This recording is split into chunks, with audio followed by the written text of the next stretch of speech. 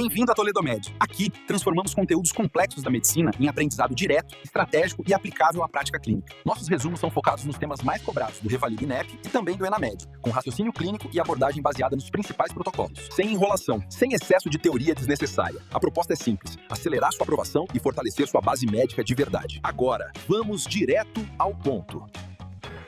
Hoje, na revisão estratégica da Toledomed, nós vamos destrinchar um dos maiores inimigos dos candidatos nas provas, a pancreatite crônica. Bem-vindos! Esquece aquela leitura linear, arrastada e cansativa dos livros-texto. Aqui, nós vamos construir o raciocínio clínico de elite que você precisa para dominar o Revalida e o ENAMED. A pancreatite crônica é uma doença silenciosa, traiçoeira, e a banca examinadora simplesmente adora usar isso para testar quem realmente sabe enxergar o paciente como um todo. Vamos entrar na mente do examinador agora mesmo. Começando pela fisiopatologia e as causas principais. A gente precisa desconstruir a base do problema. A pancreatite crônica não é só uma inflamaçãozinha que passa com o tempo. É um processo fibroinflamatório crônico. O pâncreas vai, literalmente, sendo substituído por fibrose. Ele perde a função de produzir enzimas digestivas e perde a mão no controle da glicose. É um dano estrutural e permanente. E quem são os grandes culpados por essa destruição toda? O troféu, sem sombra de dúvida, vai para o álcool. Etilismo crônico. Sabe aquele paciente que jura no consultório que bebe só socialmente, mas o acompanhante do lado arregala os olhos? Pois é. Na prática, o consumo maior que 100 gramas por dia ao longo de anos é o fator de risco monumental. E presta atenção num detalhe que derruba muita gente boa: o tabagismo. O cigarro não é só um coadjuvante. Ele atua de forma independente e acelera brutalmente a progressão da doença quando associado ao álcool. Para as provas mais difíceis, lembra também das causas genéticas, como a fibrose cística e da pancreatite tropical, que pega crianças e causa uma desnutrição severa logo cedo. Agora, olha para cá, porque aqui mora uma das grandes pegadinhas da medicina moderna: a pancreatite autoimune. O tipo 2 afeta mais os jovens, está ligado a doenças inflamatórias intestinais. Mas o que a banca ama de paixão cobrar é o tipo 1. O cenário clássico da prova é aquele homem idoso que chega com dor abdominal e icterícia. E aí você pede uma tomografia e aparece uma massa na cabeça do pâncreas. O seu instinto natural é gritar câncer e mandar para o bloco cirúrgico, né? Calma. Se o IgG4 estiver estourando, acima de 80%, o diagnóstico é doença associada a IgG4. É uma massa benigna que responde lindamente com corticóide. Ela derrete. O candidato de elite jamais opera uma pancreatite autoimune na prova. Entrando na nossa segunda parte, a tríade clássica e clínica. Nas provas de residência e revalidação, o jogo inteiro é sobre reconhecimento de padrões. E o padrão que a banca te dá geralmente já é de uma doença em estágio bem avançado. Essa é a regra de ouro que tem que estar tatuada na sua mente hoje. A tríade clássica.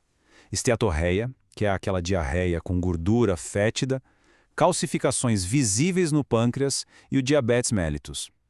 Se essa trinca aparecer no enunciado, você pode marcar a resposta de olhos fechados. O curioso é que, na vida real da enfermaria, menos de 1/3 dos pacientes chegam com esse combo completinho ao mesmo tempo. Mas para o examinador? Para o examinador, essa tríade é o bilhete premiado.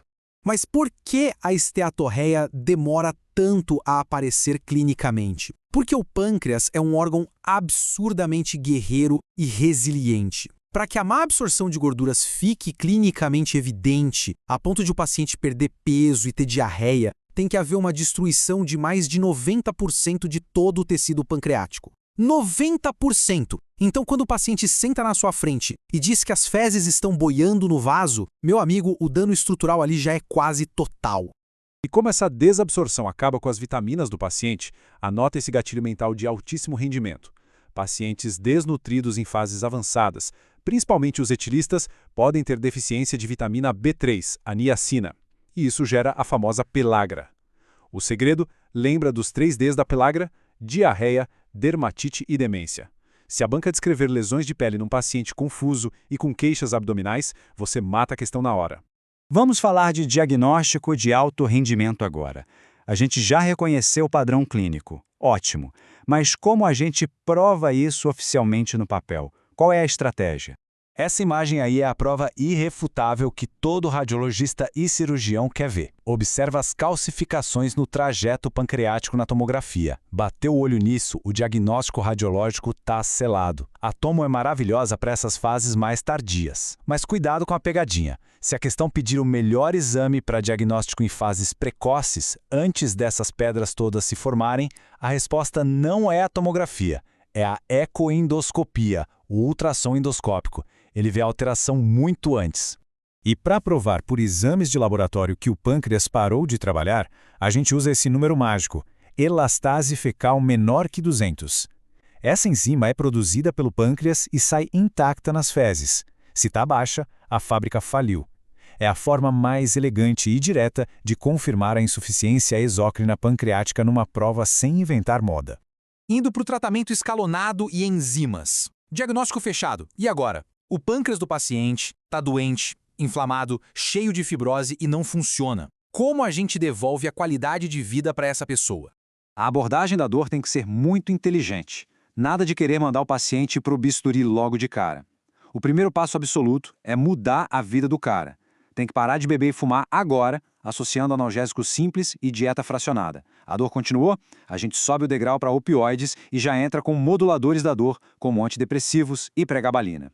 Só se o paciente se tornar refratário a tudo isso, a gente cruza a linha para endoscopia ou cirurgia. E quando a cirurgia é inevitável, o seu papel na prova é conectar a anatomia ao procedimento exato. Ducto pancreático principal, o Wirsung, estourado com mais de 10 milímetros e cheio de pedra, procedimento de Puesto. É uma pancreatojejunostomia. A gente abre o ducto de fora a fora e costura uma alça de intestino ali para drenar. Agora, se o problema está todo focado na cabeça do pâncreas e o ducto é fininho, a escolha é a cirurgia de Whipple modificada. E para aquele paciente frágil que não aguenta uma cirurgia e está com dor intratável, bloqueio do plexo celíaco é a nossa arma de resgate, mesmo com risco de disautonomia.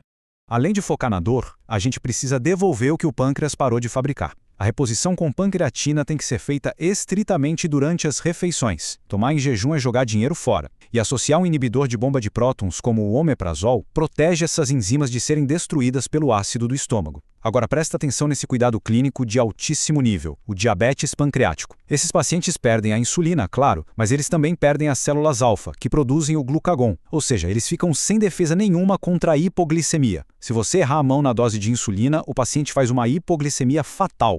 É um manejo muito delicado. Estamos chegando nas complicações favoritas das provas. Aqui é o território onde os examinadores separam os candidatos medianos da verdadeira elite.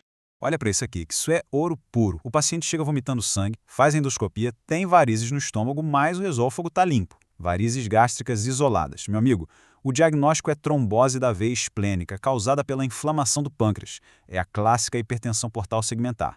Qual o tratamento? Esplenectomia. E está curado. Outra que chove em prova é a ascite pancreática. Você punciona a barriga e a amilase do líquido vem estourando, acima de 1000. Sobre o pseudocisto, a regra é clara. Não põe a mão se não tiver sintomas, sangramento ou infecção.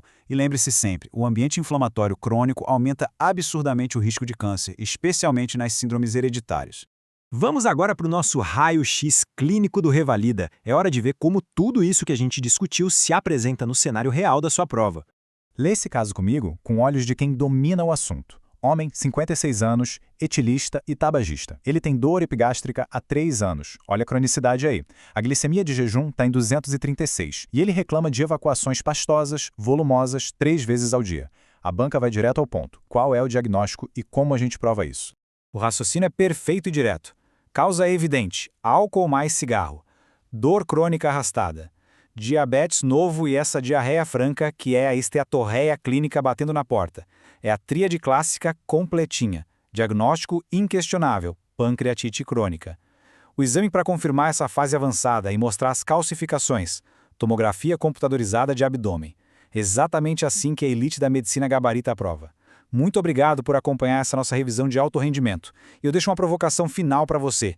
Quantos pacientes passam anos em ambulatórios tratando dor com analgésico e queimação com omeprazol, sem que ninguém junte essas peças até que seja tarde demais? Fica a reflexão. Continue buscando excelência e até a próxima. Se esse resumo te ajudou, já segue a Toledomed no Instagram ou @Toledomed Score. Lá você encontra conteúdos diários e estratégias para o Revalida INEP e Enamed. Também conheça o nosso curso extensivo. As músicas, materiais complementares e todos os links citados estão aqui na descrição do vídeo. E claro, não esquece de deixar o like e aquele comentário maroto para fortalecer a comunidade médica que mais cresce no Brasil. Nos vemos na próxima aula.